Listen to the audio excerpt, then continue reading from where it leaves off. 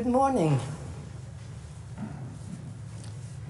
The need for international solidarity and multilateral cooperation is more conspicuous than ever. The Norwegian Nobel Committee has decided to award the Nobel Peace Prize for 2020 to the World Food Programme for its efforts to combat hunger, for its contribution to bettering conditions for peace in conflict-affected areas, and for acting as a driving force in efforts to prevent the use of hunger as a weapon of war and conflict. The World Food Programme is the world's largest humanitarian organization addressing hunger and promoting food security. Last year, the WFP provided assistance to close to 1 million people in 88 countries who are victims of acute food insecurity and hunger. In 2015, eradicating hunger was adopted as one of UN's Sustainable Development Goals. The WFP is the UN's primary instrument for realizing this goal. In recent years, the situation has taken a negative turn. In 2019, 135 million people suffered from acute hunger, the highest number in many years. Most of the increase was caused by war and armed conflict. The coronavirus pandemic has contributed to a strong upsurge in the number of victims of hunger in the world. In countries such as Yemen, the Democratic Republic of Congo, Nigeria, South Sudan, and Burkina Faso, the combination of violent conflict and the pandemic has led to a dramatic rise in the number of people living on the brink of starvation. In the face of the pandemic, the World Food Programme has demonstrated an impressive ability to intensify its efforts. As the organization itself has stated, until the day we have a vaccine, food is the best vaccine against chaos. The world is in danger of experiencing a hunger crisis of inconceivable proportions if the World Food Programme and other food assistance organizations do not receive the financial support they have requested. The link between hunger and armed conflict is a vicious circle.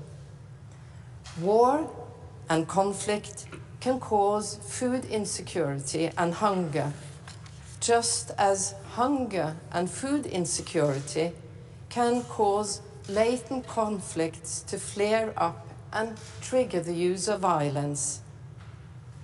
We will never achieve the goal of zero hunger unless we also put an end to war and armed conflict. The Norwegian Nobel Committee wishes to emphasize that providing assistance to increase food security not only prevents hunger, but can also help to improve prospects for stability and peace. The World Food Programme has taken the lead in combining humanitarian work with peace efforts through pioneering projects in South America, Africa, and Asia. The World Food Programme was an active participant in the diplomatic process that culminated in May 2018 in the UN Security Council's unanimous adoption of Resolution 2417, which for the first time explicitly addresses the link between conflict and hunger. The Security Council also underscored UN member states' obligation to help ensure that food assistance reaches those in need and condemned the use of starvation as a method of warfare. With this year's award, the Norwegian Nobel Committee wishes to turn the eyes of the world towards the millions of people who suffer from or face the threat of hunger.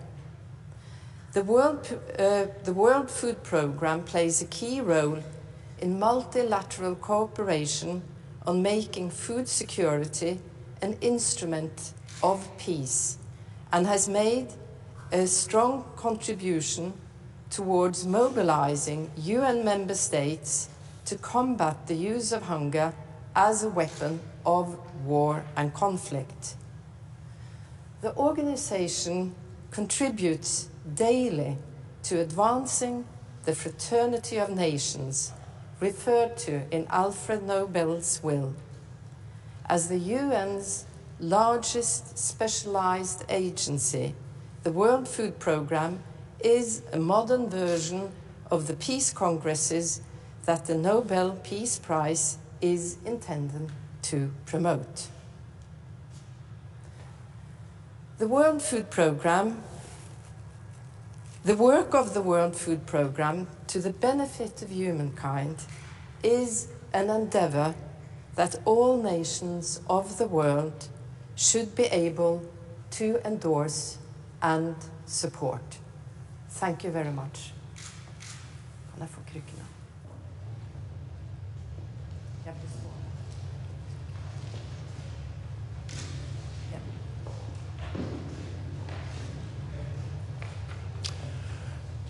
Madam Leader of the Committee, in the announcement you say that hunger is often used as a weapon in conflicts. Explain how. Well, I think it's one of the oldest conflict weapons in the world, that you can starve out a population to enter a territory. Parties in a conflict, if you get control over the food, you get also a military control and you get a better control of civilians. You can also use food insecurity as a method to chase populations away from their territory by burning down farms, destroying infrastructure, etc. So I think throughout all times, and unfortunately also in present day, this is a very active weapon in warfare. And you also make a point that the World Food Programme is in great need of economical support. Do you think that this prize will be like an eye-opener and make it easier for the international community to contribute economically in a better way? This is our sincere hope, because there is a connection of the increased hunger or the starving populations of the world today and the pandemic. There is an estimate of the World Food Programme that, given the budgets they have today, there will be about 265 million starving people within a year. So, of course, this is also a call to the international community not to underfund the World Food Programme. This is an obligation in our minds of all states of the world to ensure that people are not starving. Thank you.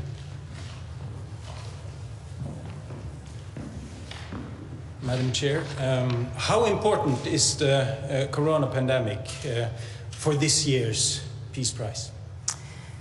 The World Food Programme would have been a worthy recipient of the Nobel Peace Prize without the pandemic. But the pandemic and the challenges raised by the pandemic definitely strengthens the reasons for the prize. First of all, the pandemic has increased the need for food aid. And food aid is not always only edible foods. It's also protective measures, it's investments in local farmings. Some indigenous people have self-isolated themselves to protect themselves from the virus and cannot feed themselves. So that is definitely one point. Food is less available to some populations because of the virus. But the pandemic also shows us another very important factor, that multilateral cooperation is absolutely necessary to combat global challenges. And multilateralism seems to have a lack of respect these days. And the Nobel Committee definitely wants to emphasize this aspect, and it is a very important UN organization. And as the Nobel Committee sees it, UN plays a key role in upholding the humanitarian standards of the world, human rights, and multilateral cooperation on a large scale. To what extent does food provide peace? Well, lack of food definitely provides conflict, because there's a fight for resources is probably one of the most common reasons for conflict. Lack of food also provides instability in the population, naturally, because food is one of our most basic needs. And as I just recently mentioned, food is also used as a weapon, so of course lack of food increases conflict.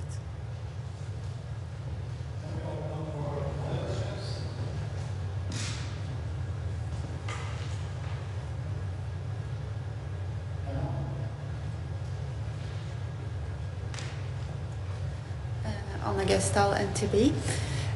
Please speak up a bit. I know it's difficult with a mask. Anna Gestal from NTB. What do you hope this prize will inspire to and lead to a little bit more specifically? Well, first of all, we hope that this prize raises an awareness to all the starving populations in the world, particularly us who live safely in Western communities. We do not see hunger. We have not experienced hunger. And it is also absolutely necessary to have this awareness to raise the understanding that all the world communities have to contribute to combat hunger. And that's also a question of hard cash. All nations who are able will have to contribute to solve this problem. And it's not only providing foods, it's about creating sustainable communities where the food production is exactly sustainable and can support its people. And it's also, if food is the reason for war and conflict, creating food-secure communities also create safer communities with lesser, who are less prone to conflict.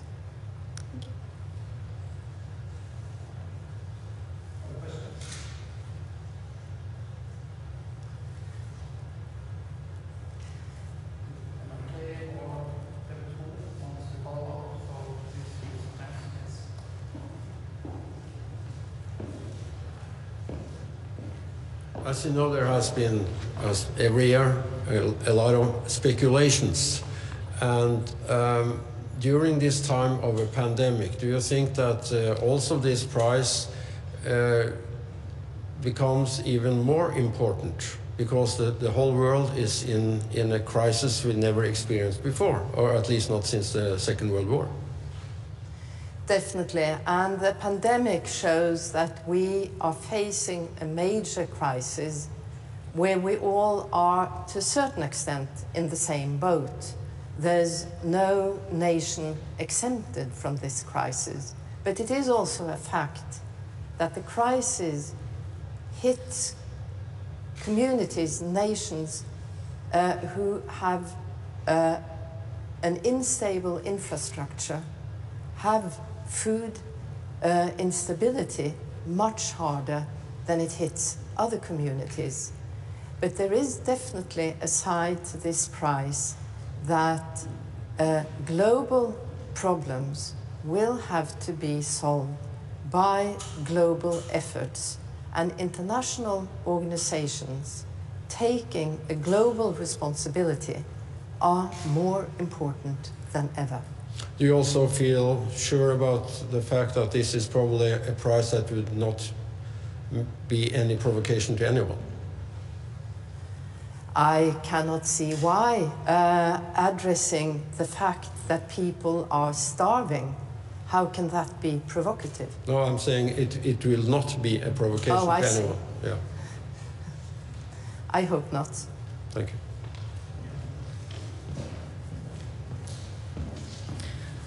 You are saying that international cooperation has difficult times. Can you elaborate on the situation on the international scene as you see it? Well, I think when you follow international debate and discourse, it's definitely a tendency that international institutions seems to be discredited more than, let's say, 20 years ago. It is part of populism, that it has nationalistic flavor, a will to everybody, every nation supporting their own interests. But when UN was founded, it was exactly with a great emphasis on the universalism in the world, the idea about universal human rights, that has consequences, that there also is a universal responsibility for the conditions of human mankind. Who is discrediting international institutions? Is it themselves or is it outsiders? I think if you ask anybody within the UN system, that they will claim that it is harder these days to get the necessary financial support for the different activities of the different agencies. So it is, of course, an element of not having such a strong state support as has been the fact earlier. If you in your question also imply, is the performance of international organizations so poor that they don't have the sufficient standing to gain support? I definitely cannot see that element when it comes to the World Food Programme. The World Food Programme has had the ability to enter territories that are extremely difficult to enter, like Syria, North Korea. There's several examples, and not to mention Yemen, that is a very challenging situation presently. So I would say the organization performs on a very high level, and that is also one of the reasons they have been awarded with this prestigious prize. But it is evidently a fact that the organization is dependent on funding to carry out its task.